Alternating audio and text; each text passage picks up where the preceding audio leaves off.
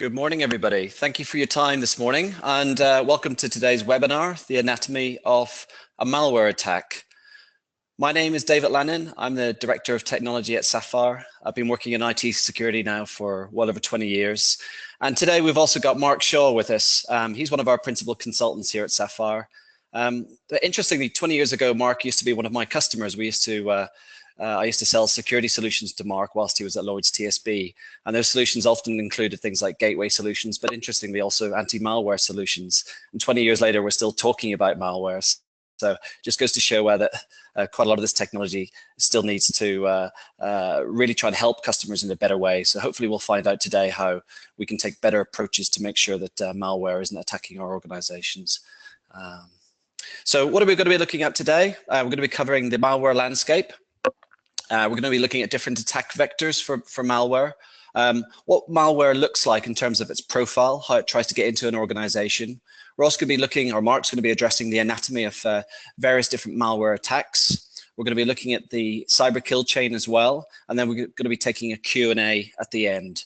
Now, all the data that we've got today, we've taken from the Cyber Threat Alliance. And the Cyber Threat Alliance is really, it's an alliance that's been set up by some of the leading cybersecurity organizations in the industry. And really, it was designed to try and share intelligence throughout those organizations, help try and inspire new technology, come up with new initiatives to try and defend against malware and cyber threats, and really try and promote an understanding of those cyber threats across the industry. So, you know, we're going to be trying to, all the information we're going to be taking today and displaying today is going to be coming from these sources. So firstly, what's the scale of the issue that we're trying to address here? Well, in Q4 last year, we were looking at over 600 million different types of malware. Now that's a huge amount, but we're always going to see a growth in malware, and it's always going to continue to increase. And the reason for that is malware is so easy to recreate. It's easy to create new variants, new forms of malware, and so we're always going to see that step up and increase in malware for us to try and defend against.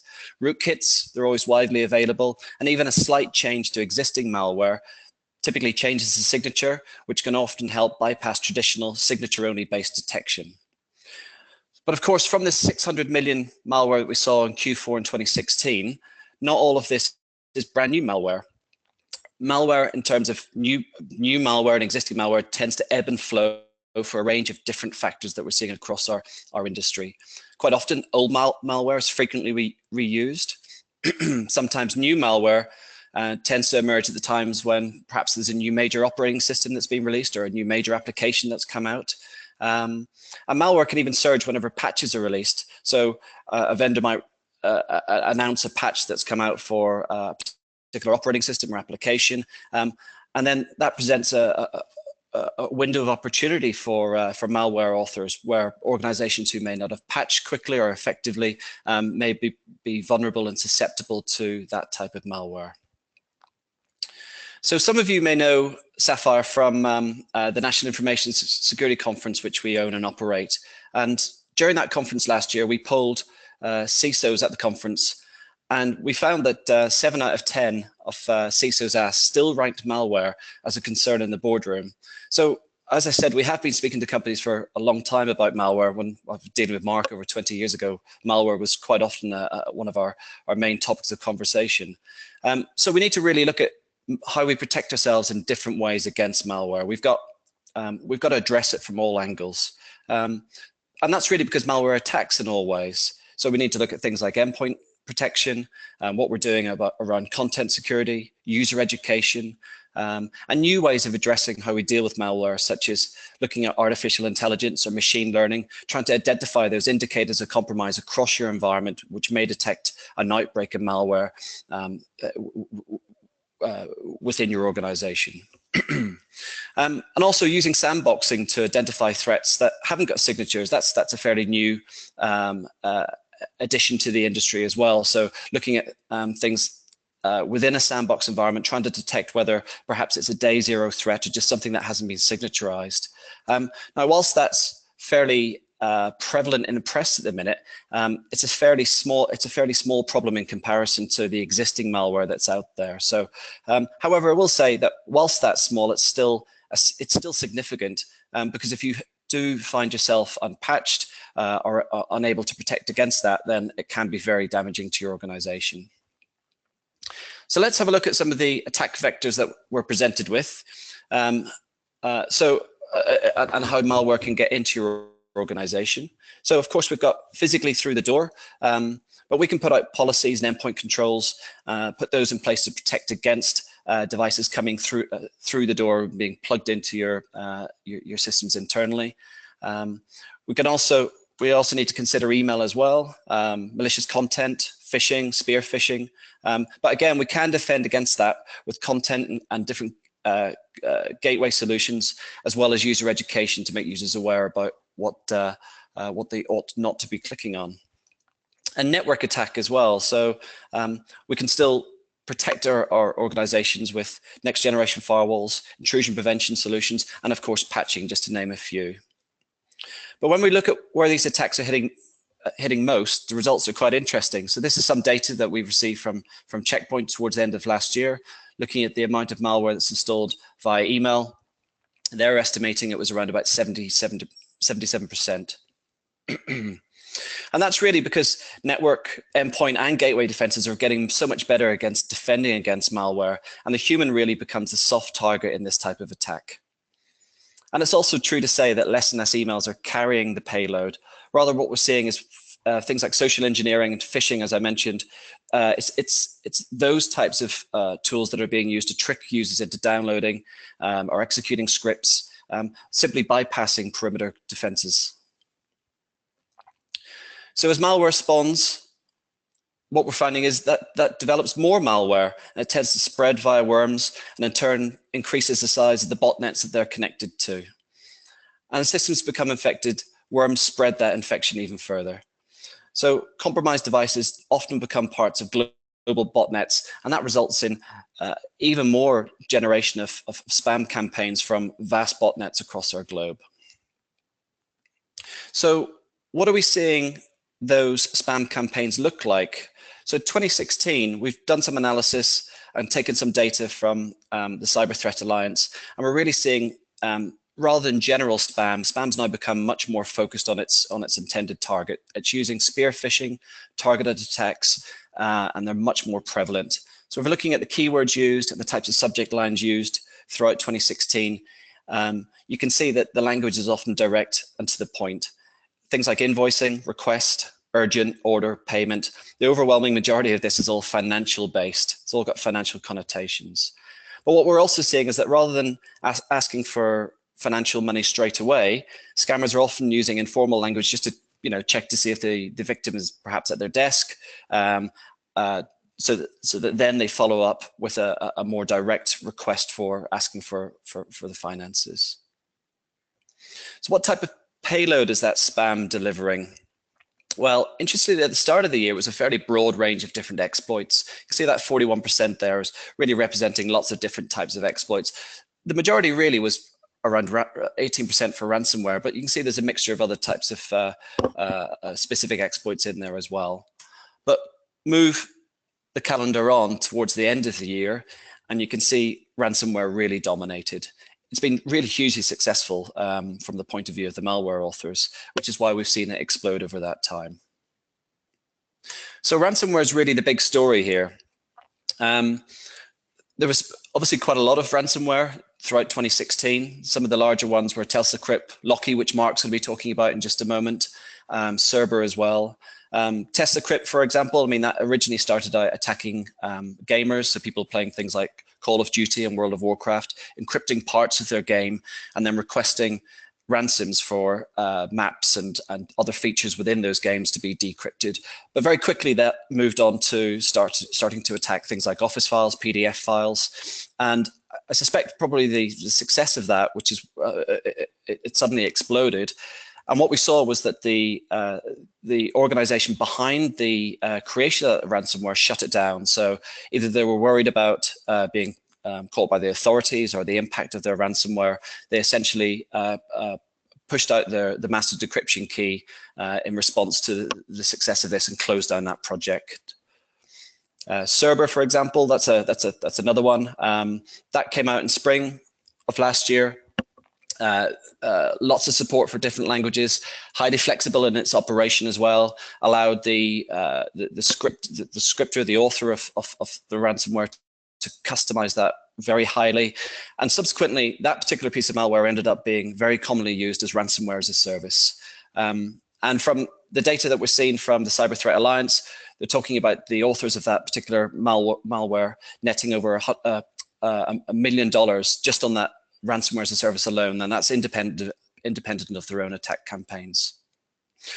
So it's been really quite successful. And interestingly as well, if we have a look at the detections by continent, you may wonder why it's Europe and North America. Personally, I think it's probably down to the fact that these types of areas are more lucrative and they're more able and capable of paying the ransomware than perhaps some of the lesser percentages on that list.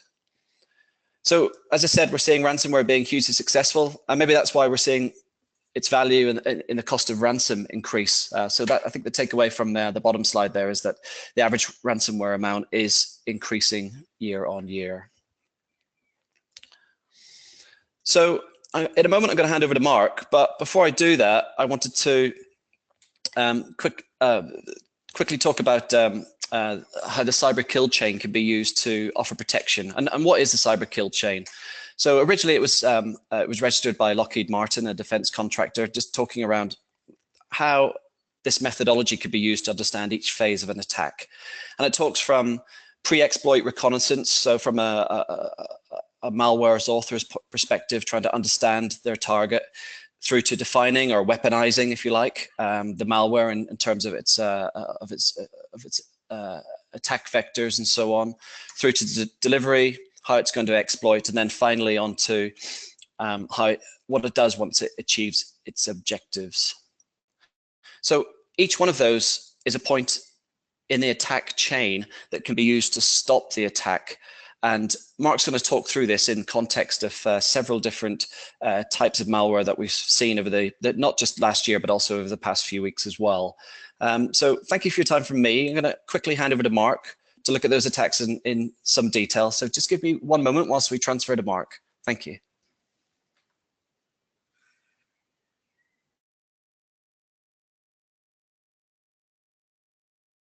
Good morning, everybody. Thank you very much for the introduction there, David, and setting the landscape for malware and where it's going and where it's come from, etc.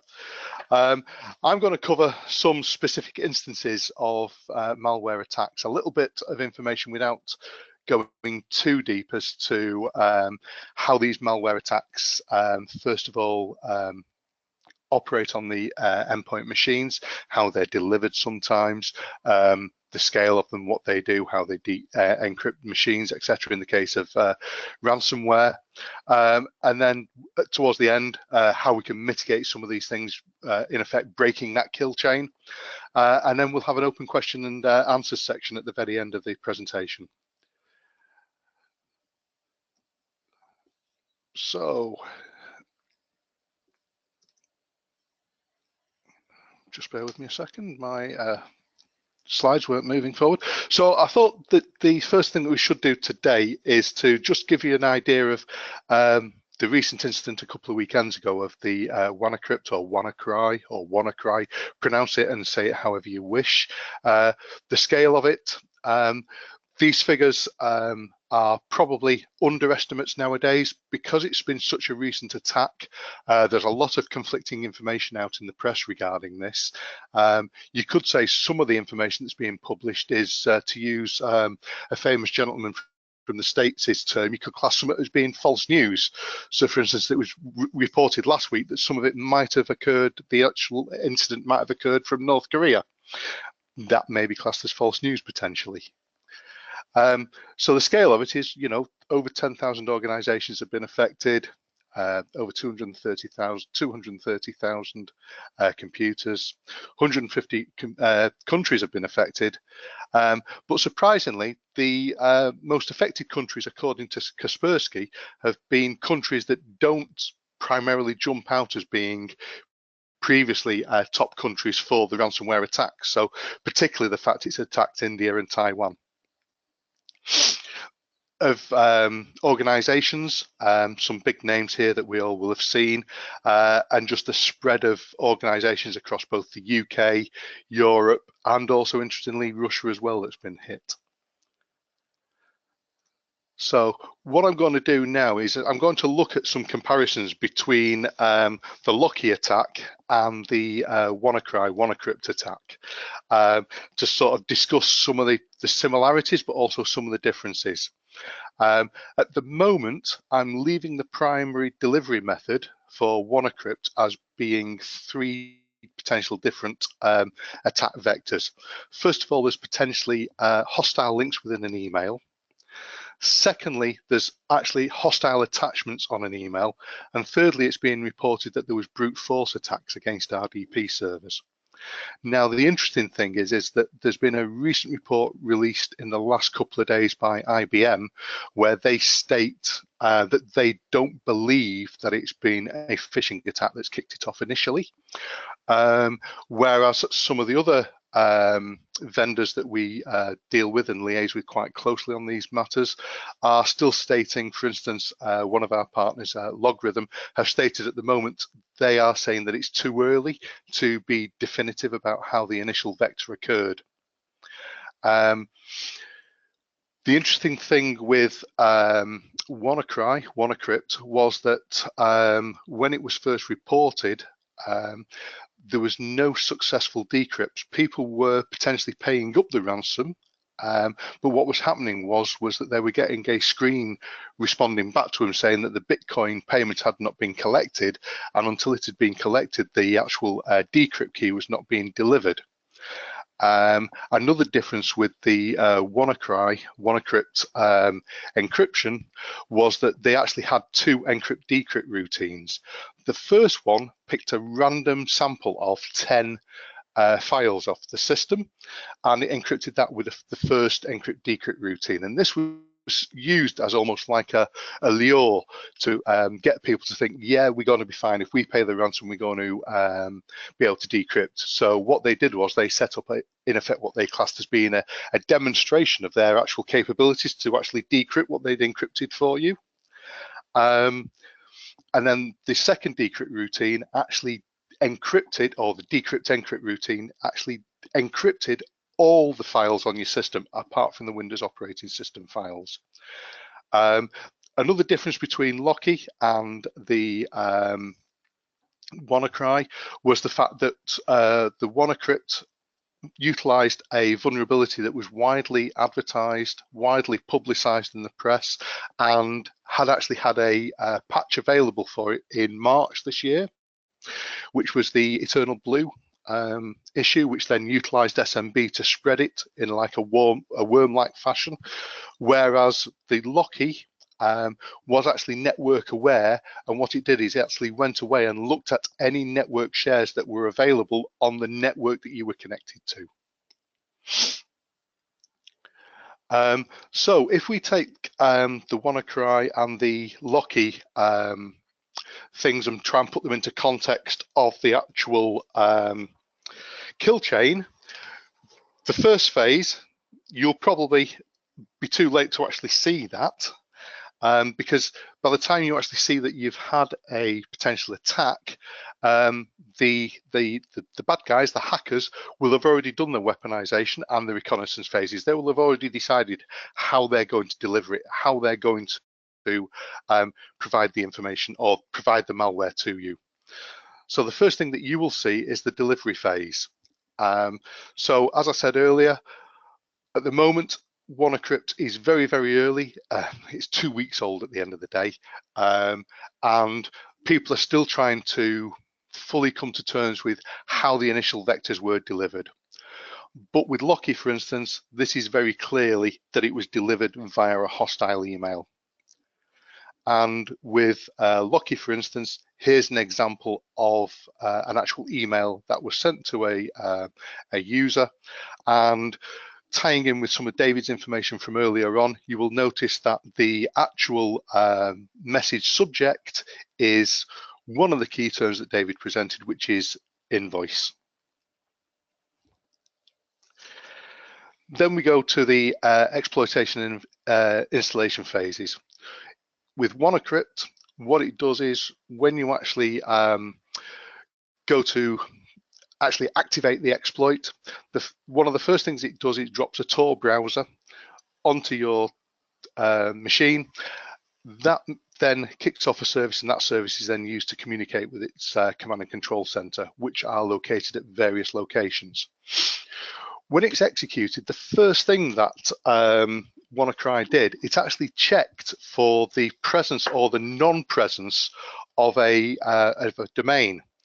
Now, for me, one of the most interesting parts of this was when a malware researcher accidentally disabled the spread of the ransomware by registering the domain that was being used as that kill switch. I wish we could say that it was a meaningful stop mechanism. It was purely by chance that the guy was actually able to look into the way the malware was operating, and the fact that the people designing the malware had actually left that kill switch open, and if the domain had been registered, then it was actually able to be stopped in its tracks, because if it got a positive response back, it didn't go any further. The malware actually stopped trying to execute. And with Loki, what occurred was the fact that there was definitely a hostile attachment that contained a macro which downloads and executes the malware payload. Again, it communicated with a CNC or a list of CNC sites, which the CNC sites that are known are listed on the right hand side of this slide.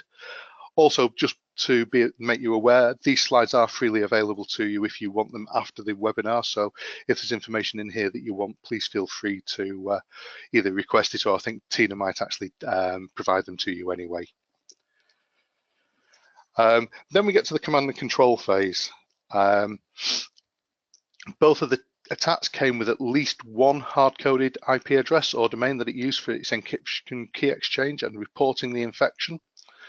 And on all of these things, generally, the Windows Core operating systems files are left excluded so that you can actually see the fact that in the next phase, you will see that you actually have been encrypted, and it allows the hacker to provide the ransomware pages.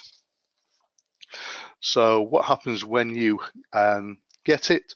The whole idea is the fact that it's extortion. They're basically wanting money from you. Plain and simple, that's what it's down to. And with WannaCrypt, WannaCry, you first of all see this pop-up message saying that your files have been encrypted.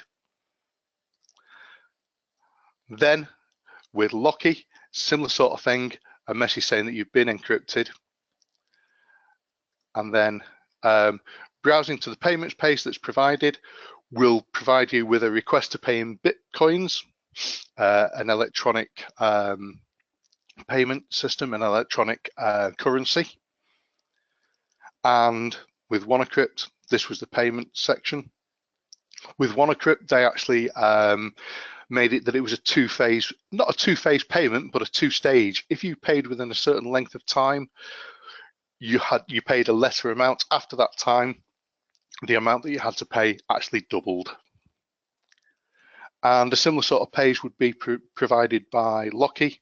And again, it advises you how you can pay it. A big difference between Loki and WannaCrypt also was the fact that with Loki, the Bitcoin wallet that was created was very specific to the user that requested it.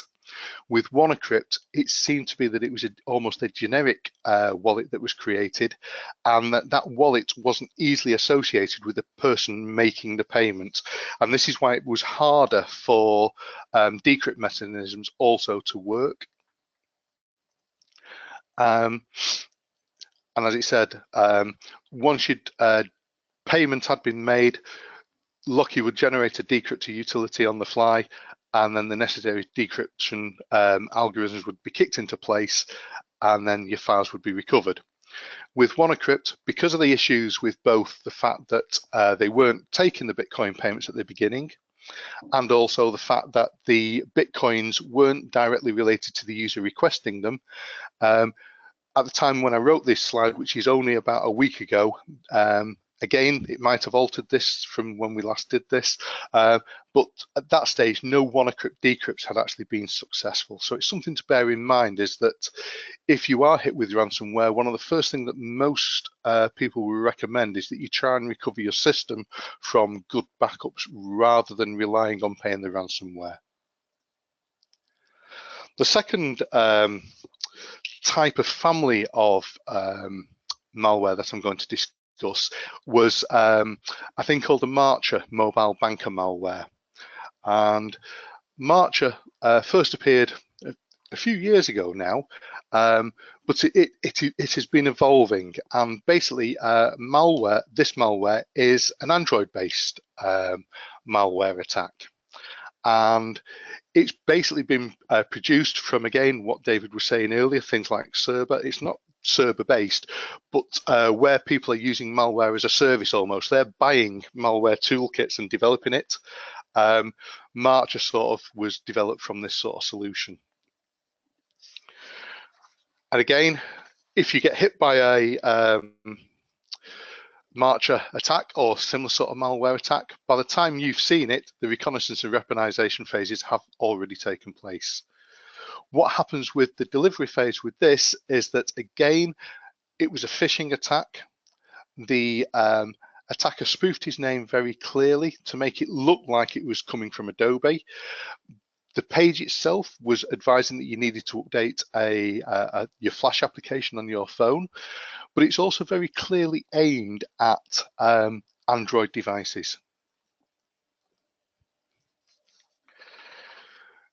If the user clicks on the link within that, there's a three-step process that then occurs, basically deceiving the user to enable an application from an unknown source outside of Google Play. It steals, once it's installed, it steals a list of all the applications installed on that device, and it then searches that list of that device against its command and control center server to see which applications on that device are able to be targeted by the malware. Once it's found the list of applications that are able to be targeted, once a targeted app is then launched, the malware will present a page such as an overlay of a login page. It also targets PayPal and a broad range of bank applications on mobile phones as well. So what happens is you click on the link, it requests that you install Adobe Flash Player Update. It then asks you to allow unknown sources, and then it asks you to install the APK. Once you've done all that, obviously the malware is in place on your machine. During the command and control phase, it looks at these sort of things. So for instance, one of the live CNC servers that have actually been examined held the details of over 13,000 applications. And within that, an example table, it held the details of over 1,000 victims, their bank account details. It included their name, their bank account number, the expiration date, the CVC of their credit card, and all that was encoded within a base 64 system on that CNC server. They also try and steal your SMS details. That way they can also try and bypass any two-factor authentication solutions that are in place on the say for instance the bank account page that you might go to. Again, the actions on the objective phase from the kill chain is the fact that they're looking to do a fraudulent use of your bank account. They're looking to take money from you in effect, in a different fashion from the ransomware, but they're also trying to get money out of you, whether it's being taken out of PayPal accounts or taken off a credit card, or actually direct from your bank account. So, how can we mitigate against some of these things? Each of the kill chains has certain things that you can do. So I'm not going to run through a great long list of these, but for instance, on the first phase, you can do things like collecting website visitor logs. You can collaborate with your web administrators. You can prioritize defenses around particular technologies or people based on reconnaissance activity, and you can make your users aware of spear phishing activities. You can do things like you can analyze, if you have had an attack, you can analyze, or even before attack, you can analyze how the malware operates. So at the end of the presentation, we've got a list of useful links for you to actually be able to look at. Another thing you can do is you can collect files and metadata to be able to actually look at the attack. During the third phase, you can try and understand what the targeted servers are, the people, their roles and responsibilities. You can analyze the time of day when the operations begin. You can collect email and web logs for forensic reconstruction. At the fourth stage, you can make sure you've got things like user awareness training and email testing for employees, phishing attacks. You can ensure that your web developers do secure coding. You can do things like restricting admin privileges. You can run the Microsoft Enhanced Mitigation Experience Toolkit to try and mitigate against some of the things.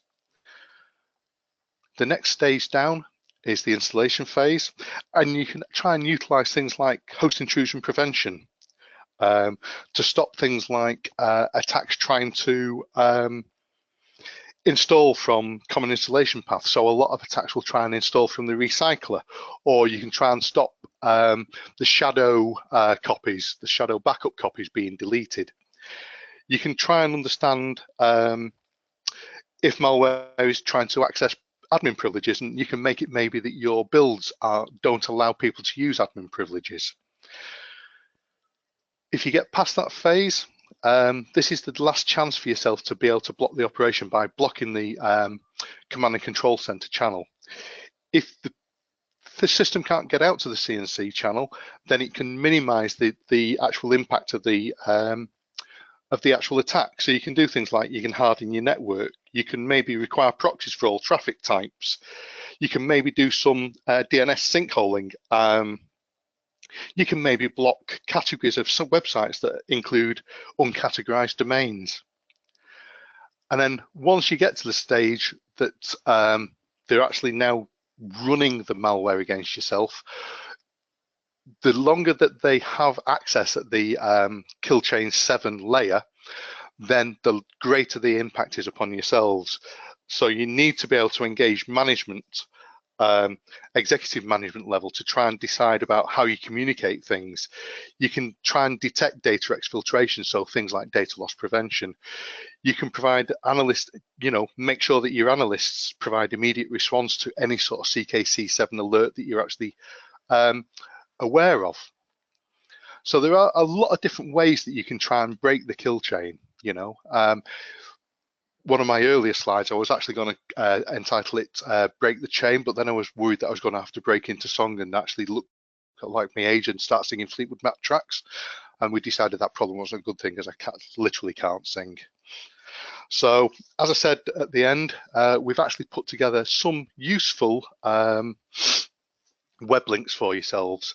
The first one is something that's actually not widely publicized, but it's actually gaining more traction. So for instance, it was actually in the news over the weekend of the actual WannaCrypt attack. Europol, in conjunction with McAfee and Kaspersky, and also the Dutch police, have created a site called nomoreransom.org. Now, it's not a complete list of ransomware attacks, but the ones that they've been able to break, they actually will provide you with a decrypt utility to be able to decrypt some of the more common, or some of the ones, as I say, that they've been able to work on. They can provide you an actual decrypt utility, so you don't have to pay the ransom. We've also got some information in there from some vendors. We were discussing right at the very beginning about the discussion from IBM about the fact that their X-Force lab don't believe it's being caused by a phishing email. If you want to look at that, the bottom link gives you the information about that. And also, just on a general side of things, we've given you some links to some of the overall threat reports that some of the manufacturers produce, or the vendors produce, but also we've provided you a live cyber attack threat map link. So if you want to actually go on to a link and see what the sort of threat landscape is at this moment in time, the checkpoint link will actually give you quite a detailed breakdown and actually a live view of what's occurring in the world at the present stage. So that brings me to the end of my actual section. So what I'd like to do is hand back to Tina, and if there's any questions that anybody would like to ask, it's now sort of an open question and answers forum.